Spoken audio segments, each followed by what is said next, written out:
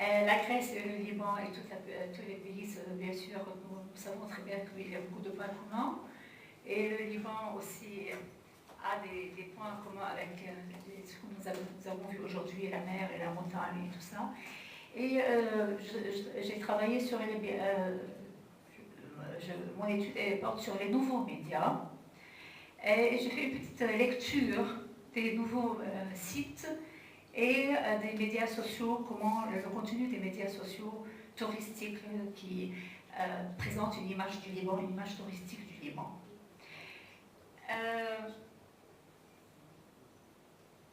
Nous n'allons pas, je ne vais pas bien sûr dire tout ce que j'ai écrit, mais surtout pour insister sur la relation entre tourisme et médias, l'Internet comme outil du tourisme, rapidement le développement du tourisme au Liban, le rôle des nouveaux médias dans le tourisme au Liban, les plus importants sites touristiques libanais, ce que j'ai vu, ce qui existe sur le site du ministère du tourisme libanais, les sites touristiques figurent sur le site principal du ministère du tourisme libanais, et je vais un peu parler de quelques enjeux. Rapidement donc, les nouveaux médias sont investis aujourd'hui par les professionnels du tourisme et les professionnels du tourisme les utilisent au service de leurs organisations. Et dès les années 1960, ils sont apparus avec des systèmes de réservation des compagnies aériennes, puis dans les années 1970, les réservations hôtelières. Ensuite, Internet a été petit à petit utilisé par les touristes directement et se sont développés les nouveaux médias. Le développement a fait accroître la marge de manœuvre des touristes, d'une part, leur permettant de se mettre en relation directe avec les acteurs locaux du tourisme, d'autre part, en facilitant la comparaison entre les offres.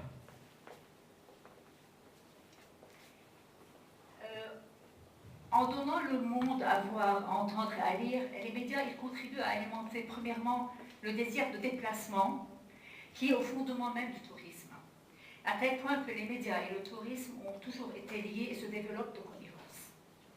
Le tourisme s'inscrit dans le temps libre qui a pour finalité la recréation des individus. Avec la croissance des contraintes du travail et de la civilisation moderne, les individus aujourd'hui ont de plus en plus besoin de bien profiter de ce temps qui est pour eux seuls. L'opposition entre le quotidien destructeur et le hors-quotidien réparateur a été analysée par des auteurs comme Jafar Jafari en 1888 et Norbert Elias et Eric Dunning. Cette recréation s'effectue selon 4 modalités principales: le repos, la découverte, le jeu et le shopping. Elle induit 2 séries de conséquences qui mettent en jeu les médias. D'une part, ces derniers ont pour fonction d'informer sur les lieux, et d'autre part, ils donnent accès concrètement aux lieux. Le tourisme est une pratique sociale qui se réalise à la fois hors du temps et hors de l'espace du quotidien, et il est évident que la médiatisation des voyages, la multiplication des discours et des images sur les hauts lieux touristiques du monde favorise les mobilités vers ces lieux. Car le touriste construit un projet en fonction d'une intention dépendant de sa disponibilité physique et psychique, et il est amené à élaborer une stratégie pour mener à bien ce projet, notamment le choix des moyens en fonction des coûts et de ses capacités. Alors, les médias interviennent en donnant aux touristes à voir, à entendre, à lire le champ des possibles. Ce rôle s'est exercé dès les débuts du tourisme, et sans doute les récits de voyage ont été les premiers à inviter à la mobilité. Les œuvres des aventuriers, des missionnaires, des ambassadeurs, etc. Mais dès le XIXe siècle, des stratégies visent à créer des destinations touristiques nouvelles en utilisant la formidable capacité des médias à diffuser la bonne nouvelle. Alors le parc a été créé en même temps que la contradiction qui consiste à protéger un lieu tout en le vouant au tourisme par le seul fait de l'avoir érigé en zone de grand intérêt.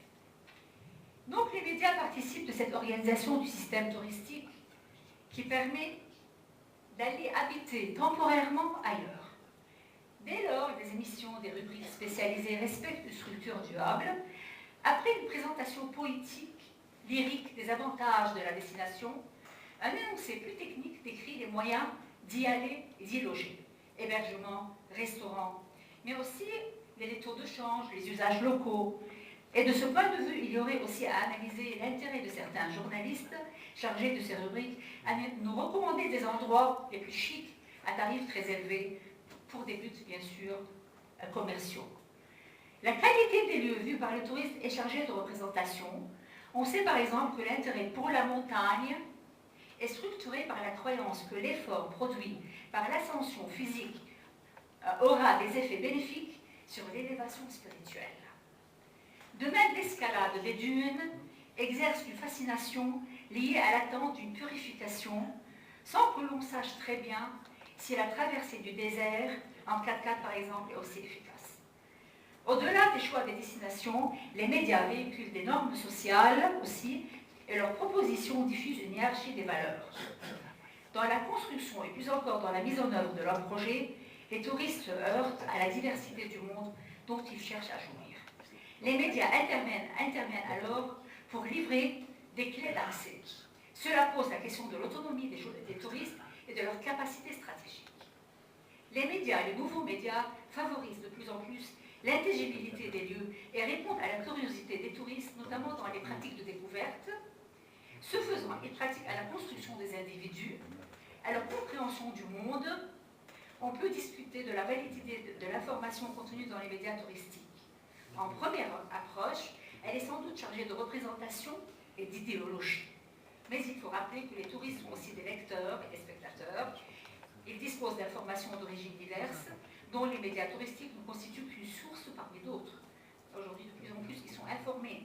Cette fonction de médiation est exercée en complémentarité avec d'autres acteurs et objets qui concourent à permettre aux touristes de circuler dans le monde. Du coup, les médias touristiques font l'objet de tentatives d'influence. Alors, le développement du tourisme au Liban. Le Liban, je ne vais pas parler de l'évolution du tourisme au Liban, mais le Liban est une voie de passage millénaire et un pont entre l'Orient et l'Occident.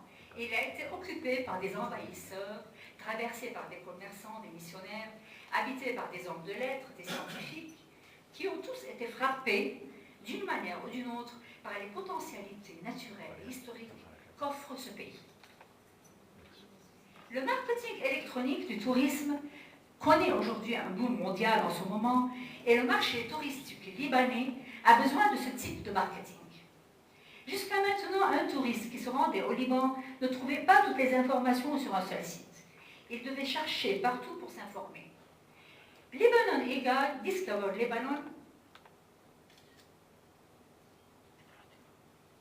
olive trees, plantains, orange trees, vignes, apple trees, fig trees, almond trees, tout cela pour attirer le tourisme. What shall I compare your greatness? Surely to a cedar of Lebanon with noble branches, thick-set needles and lofty trunk. It's well the envy of every tree in Eden, in the garden of God. C'est sur Lebanon. Right. Only Lebanon, un autre site. Landscape that change with the warm sun, the daylight rising over Lebanon seasons, but are always bathed in the green endless opportunities of fun, beach, nature, and outdoor activities. You'll never know what to choose, whatever it will be. An unforgettable time awaits you under the shiny Lebanese sun.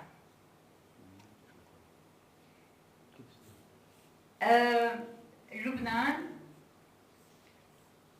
toutes ces images, nous allons voir plusieurs sortes, rapidement je vais passer, différentes sortes de tourisme. Lebanon e-Guide, voilà toutes les images du Liban qui nous sont données. Baalbek, si vous connaissez un peu le Liban, les sites du Liban, Baalbek, Tyr, les sites du Liban, Jounier, c'est sur le Libanon Kram, la grotte de Jaïta, on fait un peu de tourisme là, la mer du Liban, la côte de Jounier ici, les montagnes libanaises, la montagne inspire. Libanon, par exemple, si on s'arrête sur libanon.com, c'est un site qui permet aux touristes de tout savoir sur le Liban, de faire toutes les réservations nécessaires et facilite énormément leur voyage avec toute une gamme de formules d'hébergement auxquelles donne accès le moteur de recherche avec une réservation en ligne. Le guide touristique de ce site recense toutes les informations touristiques, historiques, écologiques, religieuses, en plus des informations essentielles pour tout visiteur, comment prendre un taxi, etc. En plus, le trip planner facilite aux touristes de mieux organiser leur voyage avec suggestion de différents itinéraires, long séjour, court séjour, séjour thématique, etc. En plus de la possibilité de se connecter par mail à travers les médias Facebook et Twitter. Donc sur les sites, il y a Facebook et Twitter. Il y a aussi le tourisme médical qui s'adresse aux malades qui souhaitent se faire soigner au Liban. Il est en passe de devenir un véritable phénomène à lui seul. Le Liban dispose d'hôpitaux, de cliniques privées qui répondent parfaitement aux normes internationales avec des équipes médicales et chirurgicales hautement qualifiées et spécialisées. À part le tourisme médical, on parle également de tourisme dentaire et esthétique. De plus en plus maintenant, il y a le tourisme esthétique au Liban. Dans tous les cas, le rôle du site est de faciliter au touriste son séjour en lui facilitant son séjour médical, hôtel, transfert, accompagnement. Et si le touriste demande une aide concernant des adresses médicales, le site peut lui fournir une liste de professionnels médicaux. Il n'intervient jamais dans les conseils médicaux, mais il offre aux chercheurs une liste de professionnels médicaux. Une autre forme de tourisme émerge aujourd'hui au Liban, celui qui permet aux visiteurs de découvrir le passé récent du pays. Par exemple, la guerre du Liban. Dans le cadre de ce tourisme de mémoire, on peut découvrir les hôtels, comme Holiday Inn à Beyrouth, comment il était avant, comment il est devenu, qui ont été marqués par la guerre civile.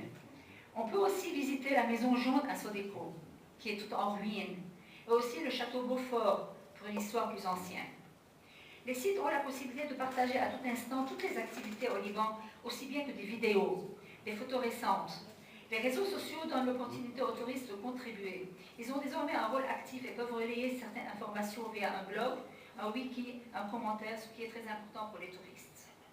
Alors le site officiel du tourisme libanais, www.libanon, tourisme government LB, et donne la liste de tous les sites touristiques.